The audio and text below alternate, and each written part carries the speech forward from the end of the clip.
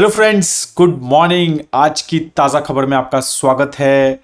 पहले हमेशा की तरह ग्लोबल न्यूज़, फिर कुछ इंडिया स्पेसिफिक और कुछ स्टॉक स्पेसिफिक न्यूज़ के बारे में बात करेंगे। आप सभी को दीपावली की बहुत बहुत बहुत शुभकामनाएं हमारी तरफ से, पूरी यज्ञ की टीम की तरफ से बहुत बहुत शुभकामनाएं। इसी दिवाली हमेशा हम बहुत बड़े डिस्काउंट के साथ सेलिब्रेट करते हैं, राइट। तो आपको पता ही है कि 65% minimum discount on model portfolio, stockometer and fundometer पे ऑन है।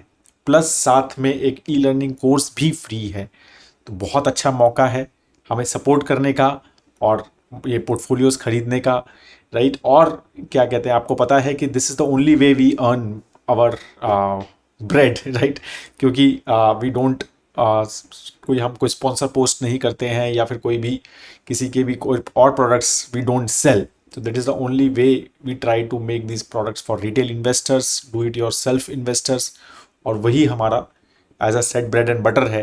तो please do check investirna.in website and our products. और अगर अभी तक आपने नहीं चेक किए हैं तो एक बार चेक ज़रूर कीजिए और इस जो ऑफर का लाभ ज़रूर उठाइएगा। तो स्टार्ट करते हैं सबसे पहले ग्लोबल न्यूज़ के बारे में। तो फ्लैट मतलब मार्केट्स में ज़्यादा कुछ हलचल नहीं थी। गूगल के रिजल्ट्स जो हैं वो काफ़ी अच्छे आए, तो उसका एक थोड़ा पॉजिटिव नेक था। बट AMD जो वहाँ पर चिप मेकर है, राइट, समथिंग लाइक इंटेल, उसका थोड़ा सा डिसअपॉइंटिंग गाइडेंस आया। तो उसकी वजह से थोड़े से स्टॉक्स गिर भी गए, नैस्डैक स्पेशली, राइट। तो overall no major other news. Obviously there is lot of volatility because of वहाँ पर इलेक्शंस चल रहे हैं यूएस में। तो 5 नवंबर का सबको वेट है, right, and I think we will get to know more things, but again things are like तो ये सारी चीज़ें बेजली चल रही हैं।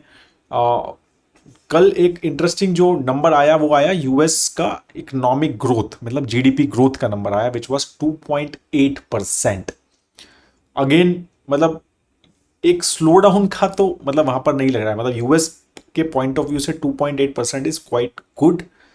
ऑफ कोर्स मतलब थोड़ा सा ये थॉट था कि मतलब प्रिडिक्शन जो ऐसे आ रही थी, जो मैंने पढ़े थे रिपोर्ट्स लास्ट वीक तक, तो ये था कि 3% का एक्सपेक्टेशन था, बट 2.8% आया। But again it was pretty good, right. मतलब कंसिडरिंग की स्लो डाउन और रिसेशन की बातें चल रही थी 3-4-6 महीने पहले, तो उस हिसाब से 2.8% का GDP growth has been pretty good. जो वहाँ पर एक personal consumption expenditure price index होता है, मतलब वो भी एक इन्फ्लेशन का मेजर होता है, पीसीई इंडेक्स, वो भी 2.2% बढ़ा, राइट। जो कि 2.8% से मतलब Q3 में नंबर आया है उसका पूरा। मतलब वहाँ का Q3, इंडिया का Q2 है, वो वहाँ का Q3 है। तो मतलब फ्रॉम जुलाई अगस्त सितंबर, तो उसमें वो 2.2% बढ़ा है, राइट। और विच वॉज अगेन मतलब क्वाइट वो ये ना कि काफ़ी एक कंट्रोल लगती है इन्फ्लेशन पर्सपेक्टिव से ओवरऑल, राइट। और प्राइवेट पेरोल्स जो हैं वो भी अच्छे रहे, 2,33,000 से बढ़े। तो लेबर मार्केट अभी भी जो है वो काफ़ी स्ट्रॉन्ग है वहाँ पे। तो इसलिए इकोनॉमी वाइज सब चीज़ें ठीक लग रही हैं, इन्फ्लेशन भी कंट्रोल में है। तो इसकी वजह से ऑफ कोर्स अब वहाँ का जो यूएस 10 ईयर जीसेक यील्ड है वो इसलिए 4.3% के आसपास चल रही है कि भाई expectation of interest rate cut जो है वो अब कम होता जा रहा है, कि भाई इकोनॉमी अच्छा कर रही है, इन्फ्लेशन भी कम है, तो इंटरेस्ट रेट कट क्यों करने, राइट।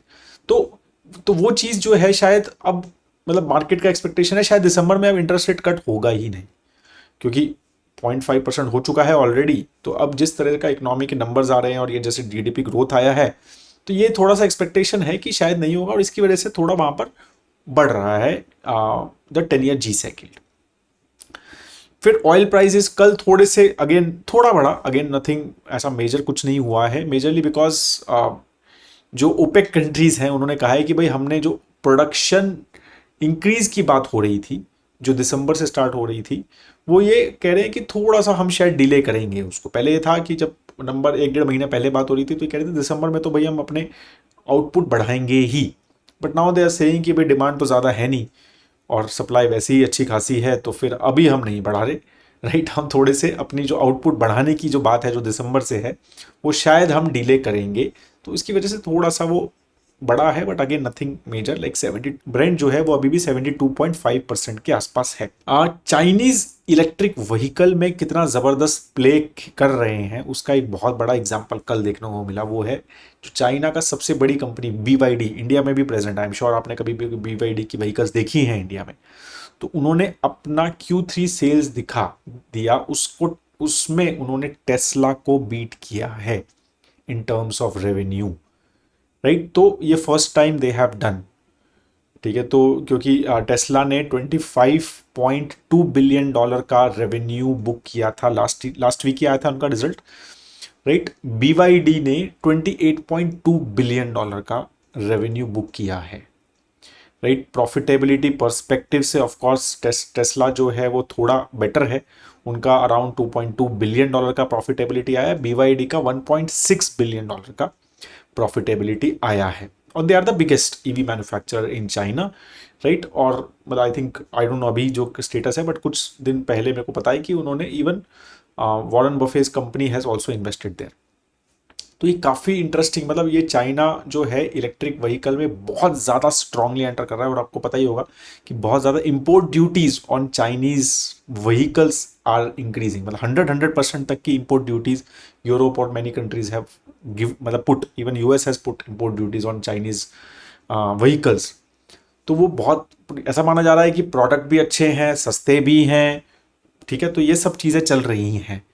तो China is very very fast moving towards EV and leaving ICE behind. So I think they are the biggest in that perspective.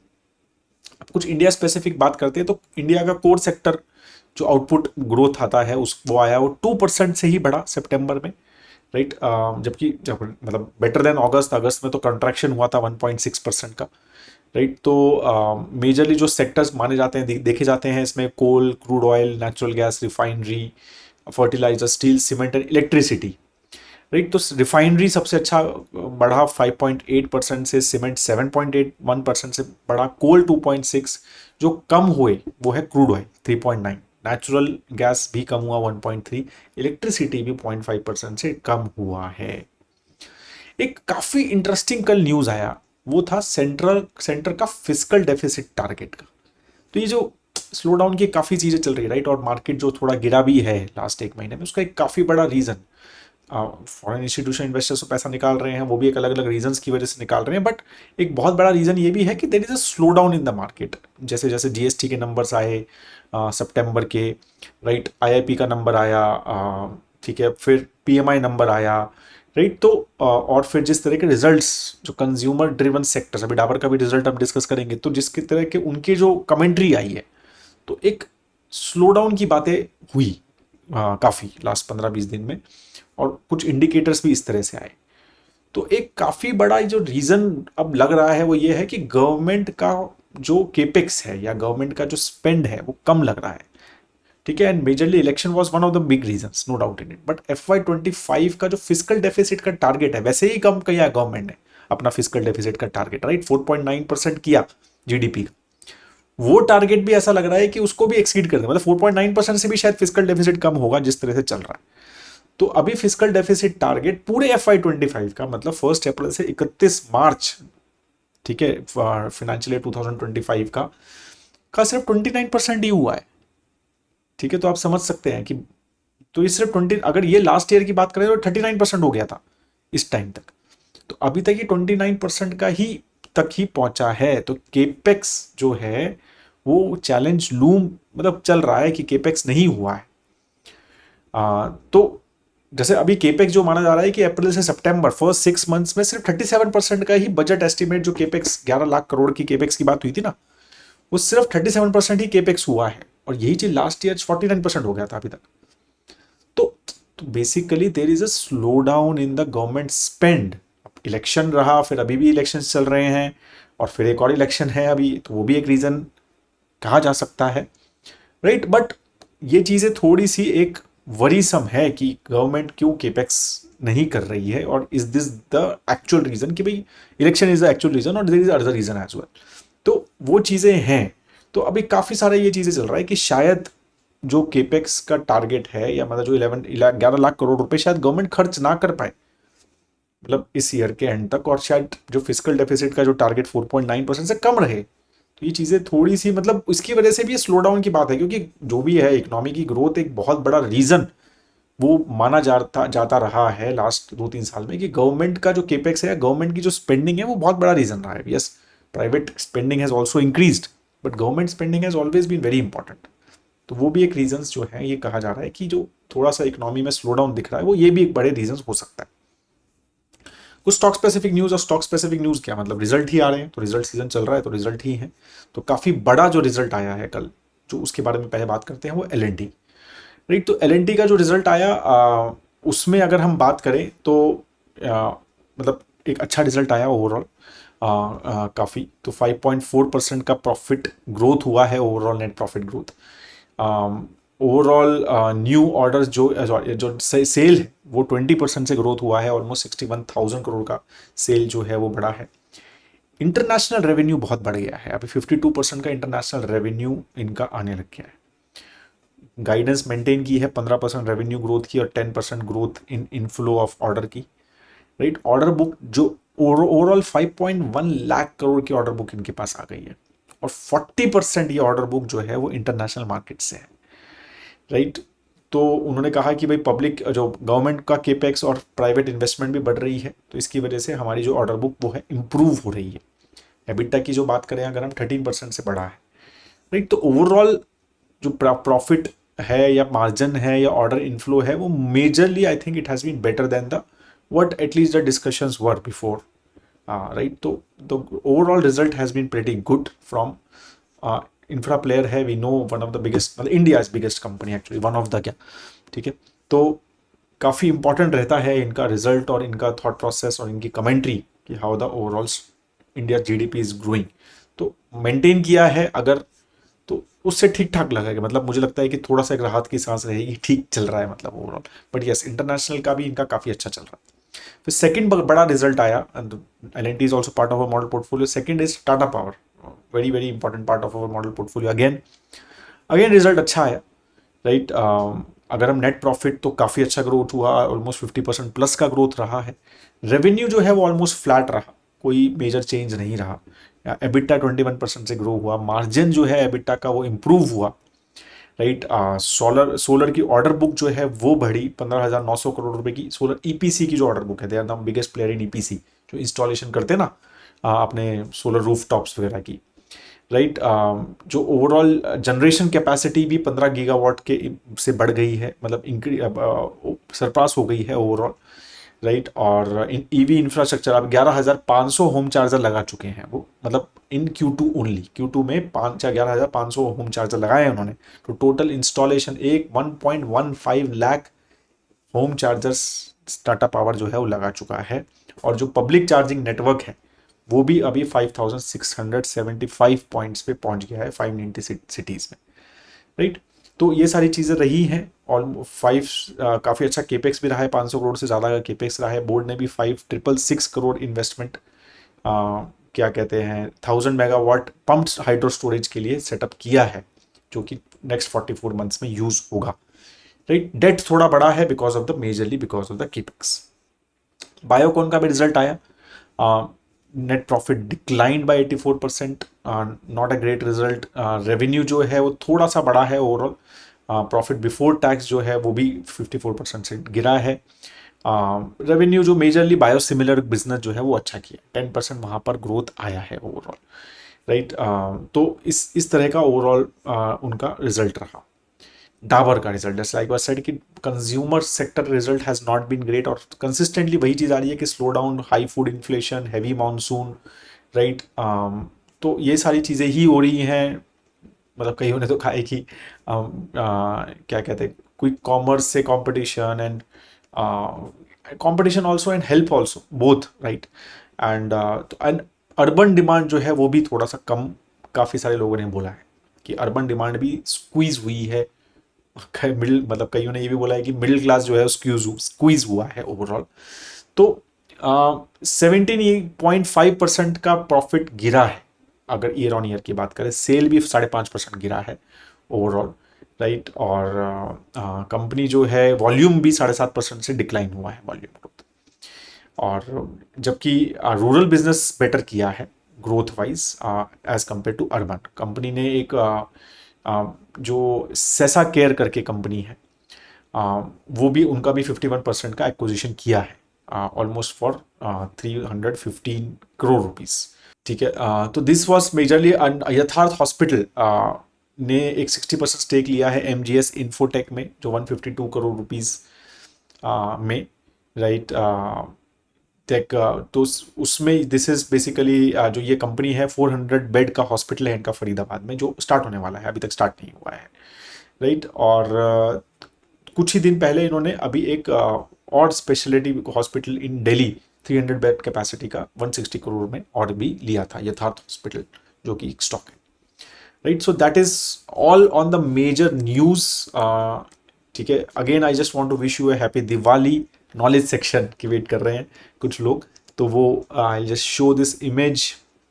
बहुत इंटरेस्टिंग इमेज मिली मुझे, राइट, कि जैसे मतलब some things which we Indians do well, right, because of our traditions and everything. और ये मुझे बहुत सही लगा उस चीज़ में कि आपको पता है कि इंडिया जो कंजम्पशन कर रहा है, 2023 का डेटा है, तो हमने 748 टन्स का गोल्ड कंज्यूम किया है। और हम कितना प्रोड्यूस करते हैं, मतलब हमारी माइंड्स में से कितना निकलता है, ठीक है।